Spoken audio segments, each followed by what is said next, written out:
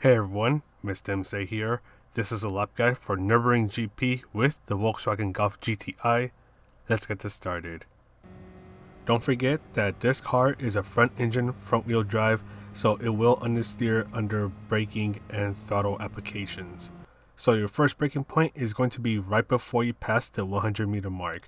Brake as much as you can in a straight line and try to bring yourself into the apex. Once you hit the apex, quickly get on the throttle. Then for this next turn, you will just ease off the throttle for a moment, then slowly get back to full throttle. Before the green AstroTurf on the right ends, you will start to brake. You will brake hard for a moment, then trail brake your way into the inside of the turn. You'll be trail braking quite a bit, then slowly get on the throttle. When your car is pointing towards this next apex here, start to go off full throttle and take the turn as well on full throttle. You can also go a bit wide through this turn as the track limits there are a little bit lax. When the track piece on the right ends, you will start to brake for a moment, but you won't be braking too hard. You'll use a little bit of braking and just trail brake for a moment. Bring yourself to the left and start to brake before the curb on the left ends.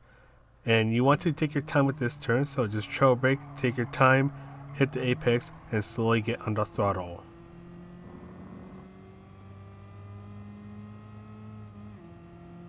The braking point for this turn is a little bit hard, but the closest I can find is before you start to pass the path that is on the right. If you do this right, you should be able to bring yourself into the inside of the turn without overshooting it too much. And once you're halfway through the turn, you can quickly get on the throttle. And one thing to note is that for that turn, you want to stay on third gear the entire time. These next two turns can be taken at full throttle, just be very gentle with your turns.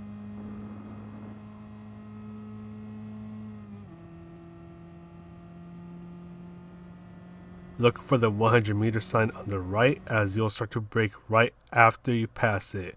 This turn will require quite a bit of trail braking, so make sure you do that until you hit the apex and slowly get on the throttle.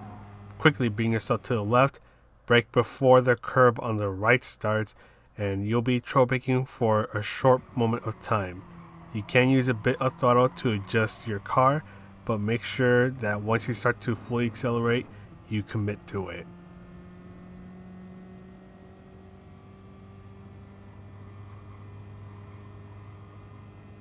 Now this is where it gets a little tricky.